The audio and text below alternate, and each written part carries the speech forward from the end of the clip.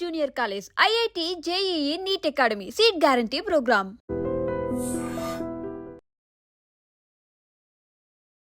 Hi hello నమస్తే, welcome back to our channel. నేను మీ వైషు. జబర్దస్త్ అంటే అనసూయ అని ఒకప్పటి మాట.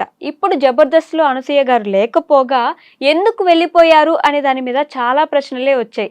అయితే నిన్నటి ప్రోమోలో ఆవిడ దానికి సమాధానం చెప్తూ ఆవిడే నేరుగా వచ్చి ఇందుకు వెళ్ళిపోయాను అని సమాధానం చెప్తే ఇప్పుడు అది బాగా వైరల్గా మారింది. నిజంగానే అదే కారణమా? అసలు జబర్దస్త్ అనసూయ గారు ఎందుకు వదిలేసిపోయారు? దానివల్ల అంటే వెనక నిజంగా ఈ డబుల్ మీనింగ్ డైలాగ్లను ఇబ్బంది పెడుతున్నారా? ఈ విషయం గురించి మాట్లాడడానికి ఈరోజు నాతో పాటు సోషల్ యాక్టివిస్ట్ కృష్ణకుమారి గారు ఉన్నారు. మేడంతో మాట్లాడదాం. Hello ma'am. హలో, నమస్తే. బాగున్నారా? సో అనసూయ గారు ఒకప్పుడు నిజంగానే జబర్దస్త్ అంటే అనసూయ గారి కోసం చూసేవాళ్ళు కూడా ఉండేవారు. ఆవిడ డ్రెస్ కోసమో లేకపోతే ఆవిడ డ్యాన్స్ కోసమో ఉండేవాళ్ళు. ఇప్పుడు ఆవిడే ఇట్లా నేను ఇందుకు వెళ్ళిపోయాను అని చెప్పారు. దాంట్లో ఎంతవరకు నిజాలు ఉన్నాయనుకోవచ్చు మ్యామ్? 100% వాస్తవాలే అవి. ఓకే. ఇప్పుడు ఆమె ఏమి నష్టపోయింది ఏమీ లేదు. జబర్దస్త్ వల్ల మంచి ఫేమే వచ్చింది ఆవిడకి, మంచి మార్కెట్ కూడా వచ్చింది. సార్ సినిమాలు వచ్చాయి, సినిమాలను తలదన్నిన షోలు వచ్చినాయి. ఒక షోలో అయితే ఏకంగా ఆవిడ శేఖర్ మాస్టర్తో కలిసి ఆయన బ్లేజర్ ఇప్పితే ఈవిడ కూడా బ్లేజర్ ఇప్పి, అలాగే పిల్లలు చూసే షోలు ఇవి ఇళ్లలో. అయితే ఆమె వేసుకున్న డ్రెస్సు చాలా అర్ధనగ్నంగా, చాలా అంటే చాలా హాట్ డ్రెస్సులు వేసుకొని ఆ షోలు చేసింది. మరి నేను ఇలా ఉండటం మా వారికి ఇష్టం. వెళ్ళి సీషోర్లో వాళ్ళ హస్బెండ్, ఆవిడ వాళ్ళ ప్రైవేటు సీన్లను కూడా ఆవిడ ఓపెన్గా పెట్టింది. ఇదంతా ఎందుకు పెడుతున్నారు సోషల్ మీడియాలో? సింపుల్గా ఫేమ్ కోసం. ఒక ప్రత్యేకంగా ఆమె ఒకటి ఉంది, ఛానల్ ఉంది, దాన్ని ఫాలో అవుతున్నారు లక్షల మంది, లైకులు కొడుతున్నారు, డబ్బులు వస్తాయి, ఏం ఫేమ్ అవుతుంది. పైగా ఏంటి, ఇండైరెక్ట్ గా ఒక మెసేజ్ ఏమిస్తారంటే వీళ్ళు మేము ఏ పాత్రకైనా మేము సిద్ధంగా ఉన్నాము అని వాళ్ళ సంసిద్ధతని తెలియజేస్తారు. ఓకే. అంటే ఇప్పుడు మామూలుగా ఒకప్పుడు ఆడిషన్స్కి వచ్చిన తర్వాత కమిట్మెంట్ అడిగేవాడు. అవును. అయితే ఇప్పుడు ఏం నడుస్తుంది అంటే అప్లికేషన్ పెట్టేటప్పుడే వెనకమాల మేము ఏ కమిట్మెంట్కైనా రెడీ అని రాసిచ్చే వాళ్ళు కూడా వస్తున్నారు.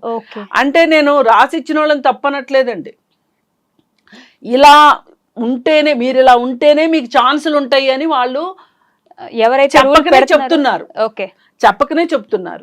ఇదంతా ఈ సినిమా ఇండస్ట్రీ కావచ్చు, సోషల్ మీడియా కావచ్చు, ఏదైనా సరే మొత్తం టీవీ ఇండస్ట్రీ కావచ్చు, సినిమా ఇండస్ట్రీ కావచ్చు, మొత్తం మేల్ డామినేటెడ్గా ఉంది. ఓకే. అక్కడ నిర్మాతలందరూ మగవాళ్ళు. వాళ్ళ దాహానికి వీళ్ళు బలి కావాల్సిందే. కమిట్మెంట్ల పేరుతోటి, లేకపోతే ఇంకోటి వేషాలని, ఆడిషన్స్లో దోపిడీ, తర్వాత వేషం కోసం దోపిడీ, మళ్ళీ ఆ తర్వాత రెమ్యూనరేషన్ డిసైడ్ చేసే దగ్గర దోపిడీ, మళ్ళీ అవకాశం ఇవ్వడానికి దోపిడీ, ఇలా ఇన్ని రకాలుగా మహిళల్ని దోపిడీ చేస్తున్నారు. డబ్బుల విషయంలో దోపిడీ చేస్తారా, లేకపోతే వాళ్ళ వాంఛలు తీర్చుకుంటానికి వీళ్ళని లైంగిక దోపిడీ చేస్తారా? దోపిడీలు చేస్తున్నారు. చేస్తున్నప్పుడు దానికి వీళ్ళు కూడా తప్పనిసరి పరిస్థితుల్లో ఈ మార్కెట్ ఇలా ఉన్నప్పుడు, ఇప్పుడు రోమ్లో ఉన్నప్పుడు రోమన్లా బిహేవ్ చెయ్యి అంటారు కదా, అట్లా వీళ్ళు కూడా అట్లా తయారవుతున్నారు.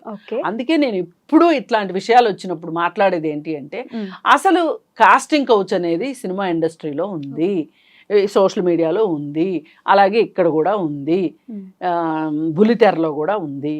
ఇవి ఉన్నప్పుడు దీన్ని ఉంది అని అందరికీ తెలుసు, అందరూ చెప్తారు. గొంగట్లో తింటా ఎంట్రుకలు ఏరుకోవడం ఏంటి అంటారు. కానీ వద్దు అని కానీ దీన్ని కనీసం తగ్గించడానికైనా కానీ ఎవ్వరూ ప్రయత్నం చేయరు. ఎవరైనా ప్రయత్నం చేస్తే వాళ్ళకి ఏవో తాటాకులు కట్టి పక్కకు పంపిస్తారు. ఓకే.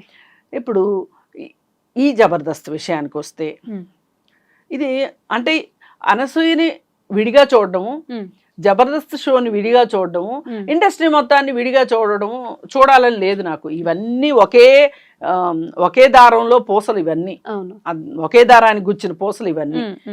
అయితే హైపర్ ఆదికి కళ్ళెం వేయాల్సిన అవసరం ఉందా లేదా అనేది ఎవరు ఆలోచించాలి? ఫస్ట్గా మేనేజ్మెంట్ ఆలోచించాలి.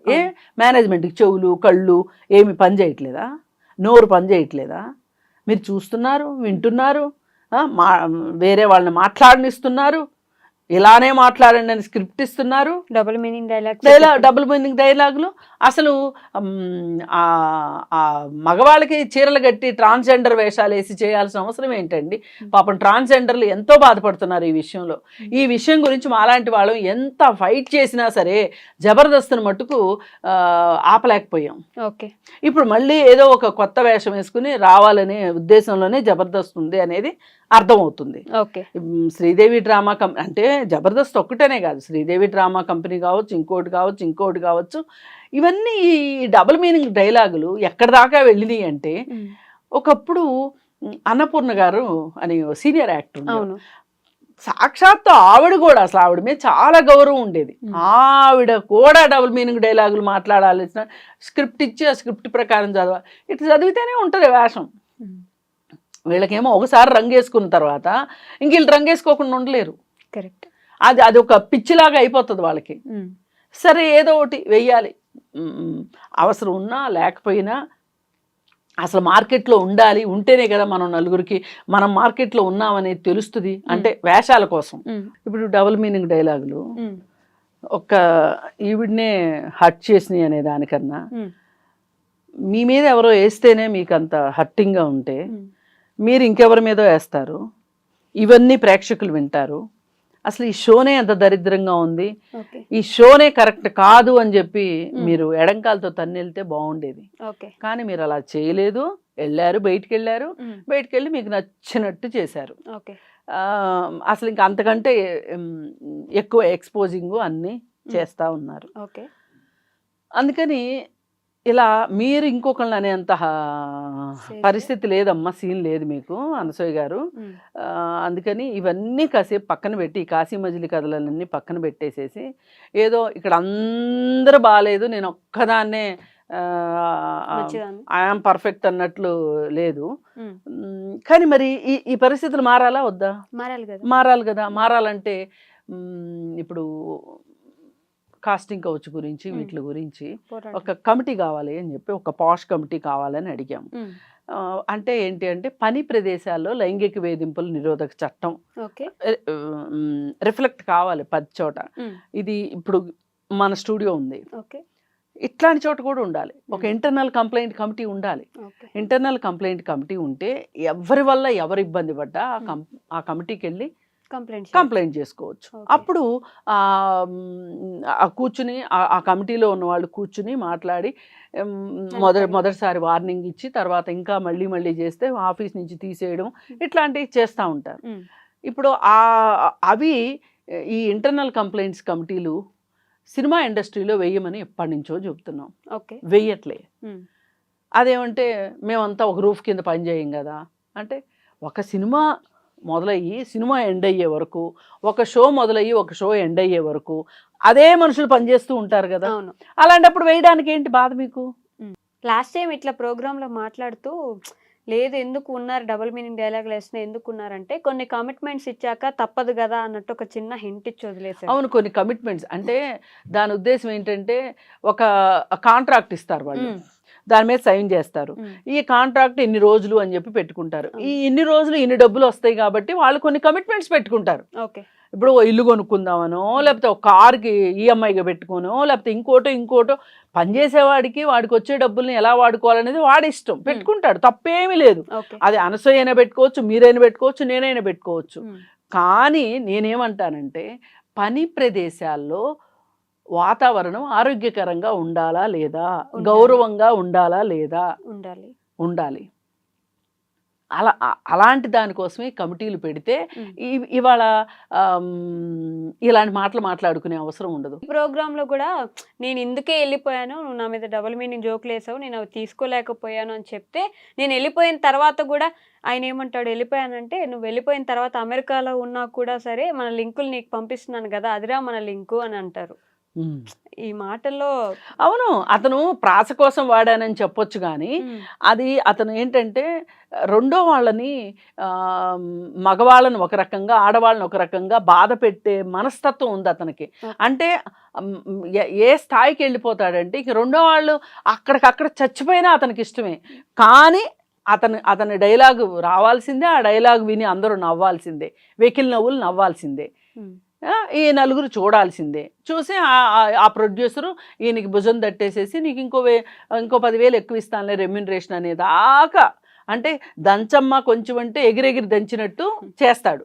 ఆ మాటకు మళ్ళీ కూడా అనసూయ గారు ఇదిగో ఇందుకే వెళ్ళాను అని అది పనిగా మళ్ళీ మళ్ళీ చెప్తూనే ఉన్నారు. మళ్ళీ అందుకే ఇవన్నీ ఒకే తాను గుడ్డలు. అనసూయ కావచ్చు, హైపరాది కావచ్చు. కాకపోతే ఇక్కడ బాధితురాలిని నేను అని అనసూయ చెప్పుకుంటుంది, ఆదియే కారణం అని చెప్తుంది. దాన్ని కూడా మనం ఆలోచించాల్సింది, ఆ విషయం గురించి కూడా. అసలు వీళ్ళిద్దరి గురించి ఆలోచించే కన్నా అసలు ఆ షో గురించి ఆలోచించాలి. ఆ షోని రద్దు చేయాలి. అసలు ఆ షో ఇలాంటి షోలకు కూడా ఒక సెన్సార్షిప్ ఉండాలి ఖచ్చితంగా. ఓకే, లేకపోతే ఇలాగే జరుగుతుంది. సెన్సార్షిప్ ఉండాలి. ఈ సందర్భంగా మనం ఆలోచించాల్సింది ఏంటంటే సెన్సార్షిప్ కావాలి ఒకటి. రెండోది ఎక్కడికక్కడ ఇంటర్నల్ కంప్లైంట్స్ కమిటీలు ఉండాలి. ఉన్నప్పుడు ఇలాంటి ఆది వల్ల ఆమెకి ఇబ్బంది అయింది అనుకోండి, ఆమె కమిటీకి కంప్లైంట్ చేసి ఉండేది కదా. ఏది ఏమైనా అనసూయ అన్న దాంట్లో సమంజసం ఉంది. ఆమె స్వయంకృతాపరాధం ఎంత ఉన్నప్పటికీ కూడా తనకి పనిష్మెంట్ అయితే ఉండాల్సింది.